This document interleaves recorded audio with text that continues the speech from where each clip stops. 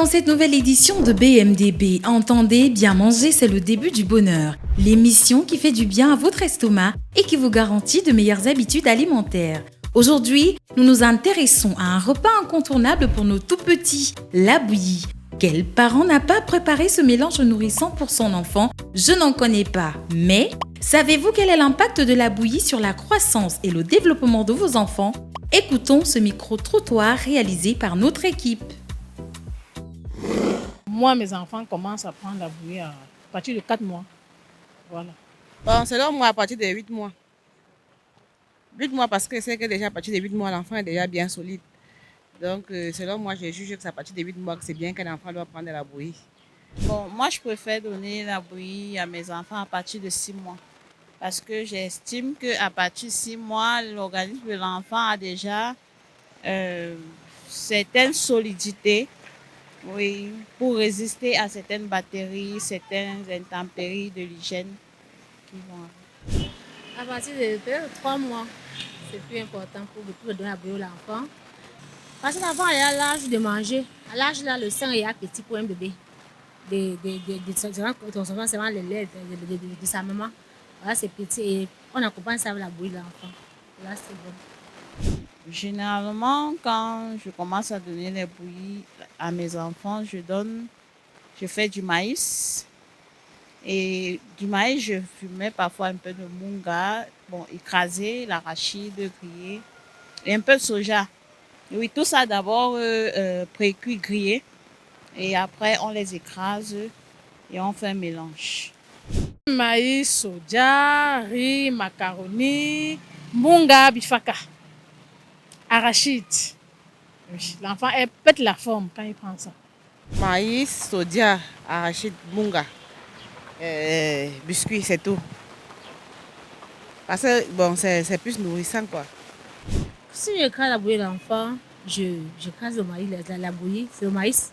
On trempe, après on lave, on écrase.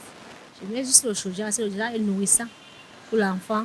Donc, le soja met le lait en sachet, le lait du dos. C'est aussi important pour la bouillie de l'enfant. Oui, c'est bon pour moi. Moi, je préfère fabriquer moi-même ma bouillie puisque c'est moi-même qui compose. Je sais ce que je mets dedans par rapport à ce que je peux seulement acheter. Je ne sais pas comment ça se passe. En tout cas, la bouillie composée est la meilleure. Mais il y a des enfants qui refusent la bouillie composée, qui préfèrent la bouillie, on va dire non composée, ou alors simple, c'est-à-dire trempée là. Qui aussi, il faut être très hygiénique pour utiliser cette bouillie-là. Moi, je préfère ce que je produis. Bon, maintenant, le danger pour la boutique, je ne peux pas parce que je n'ai pas encore essayé. Non, c'est que moi-même j'ai fait pour l'enfant. C'est ça qui est important. C'est plus utilisé et c'est plus important pour l'enfant. Très bien pour l'enfant. La bouillie est souvent perçue comme un plat simple, mais elle peut être riche en nutriments si elle est bien préparée. Quels ingrédients faut-il privilégier pour en faire un repas équilibré? Notre spécialiste du jour, Vanessa Calamo, répond à ces questions et bien d'autres.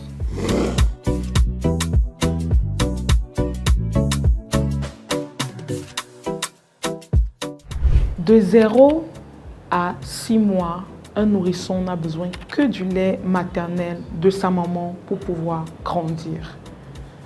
À partir de 6 mois, il est important d'introduire des aliments enrichis, des aliments complémentaires pour favoriser sa croissance. Parmi ces aliments qui sont mous pour lui permettre de bien manger et de bien digérer, on peut retrouver la bouillie enrichie.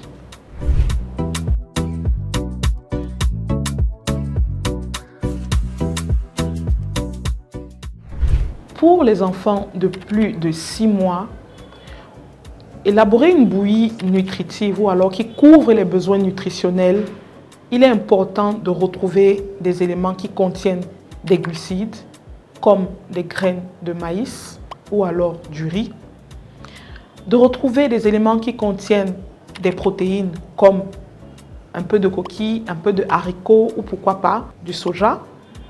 On peut retrouver aussi des éléments qui contiennent des lipides, comme des graines d'arachide. On retrouve aussi des fruits, pourquoi pas, des fruits secs ou des fruits frais. Parce qu'il faut noter que les enfants ne devrait pas consommer beaucoup de sucre, encore moins du sucre brut. Les graines de souchet sont sucrées, on peut introduire dans la bouillie. Des dattes, elles sont sucrées, on peut introduire dans la bouillie. Pourquoi pas une banane qu'on pourra introduire dans la bouillie. Voilà pour une bouillie enrichie pour un enfant de plus de 6 mois qui couvrira ses besoins nutritionnels.